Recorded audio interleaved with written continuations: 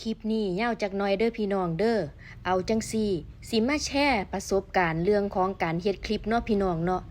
การที่เฮามาเป็นครีเอเตอร์นี่หัวใจหลักๆเลยนี่ก็คือเฮาต้องชอบเด้พี่น้องชอบหยังวะติชอบในการถ่ายคลิปชอบในการถ่ายรูปชอบในการเฮ็ดความคิดสร้างสรรค์คิดสิ่งแปลกใหม่เนาะพี่น้องเนาะตัวเฮาชอบแล้วครอบครัวเฮาก็ต้องสนับสนุนพร้อม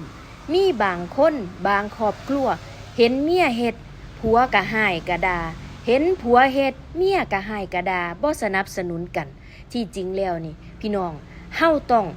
คุยแล้วก็ปรึกษากันอธิบายให้ครอบครัวให้แฟนเฮาให้สามีเฮาให้เมียเฮาฟังว่าเฒ่าเอ้ย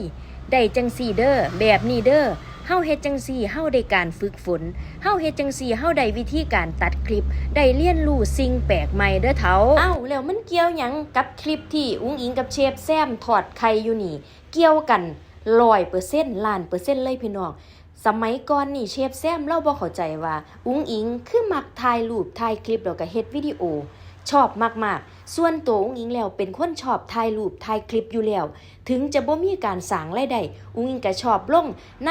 ช่องแพลตฟอร์มต่างๆฝึกตัวเองเรียนรู้ด้วยตัวเจ้าของเองต่อมาเชฟแซมเล่าก็เข้าใจพี่น้องแล้วเล่าก็มาศึกษาวิธีการเฮ็ดคลิปบางที่เล่าก็พากย์เสียงเองเล่าเริ่มเปิดใจในการที่เฮามักแล้วตอนนี้เฮาก็มักแล้วก็เฮาพัฒนาตัวเองขึ้นไปเรื่อยๆแล้วเชฟแซมเล่าก็มีความ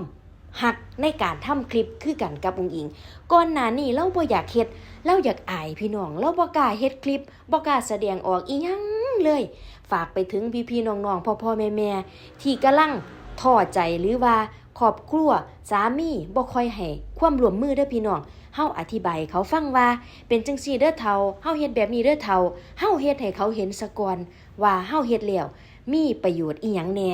อย่างแรกก็คือเฮาเก็บไว้ถ้าเบิ่งอย่างที่สองก็คือเฮาได้ฝึกฝนได้ออกสู่โลกกว้างได้ฝึกทักษะเจ้าของได้พัฒนาตัวเองอีกอย่างเล่นโซเชียลได้รู้ท่วงทันข่าวสารนั่นเองเว้ามาฮอดจุดนี้แล้วบางคนก็บอกว่าอุ๊ยเฮาเป็นครีเอเตอร์รุ่นใหม่เฮ็ดคลิปยาวลงไปบ่มีคนเบิ่งดอกเป็นไปบ่ได้ดอกพี่น้องคน100 ล้านคนหมื่นล้านคนทั่วโลกเป็นหยังสิมาเห็นคลิปเฮาเป็นหยังเพิ่นสิบ่เบิ่งเพิ่นสิบ่เปิดเบิ่งขึ้นอยู่กับว่าเพิ่นสิเบิ่งจบหรือบ่เบิ่งจบเบิ่ง3วิ5วิก็เท่ากับเป็นการเบิ่งพี่น้องเปิดค่าการมองเห็นของเฮาคือเก่าบ่ต้องไปน้อยใจดอกจ้าหน้าที่ของเฮาที่เฮามาเปิดโหมดมืออาชีพนี่คือสร้างสรรค์ผลงานคลิปออกมาสร้างสรรค์ความตลกเฮฮาสร้างสรรค์ความเป็นตัวตนของเจ้าของแล้วก็คิดสิ่งแปลกใหม่แล้วก็นำมาสู่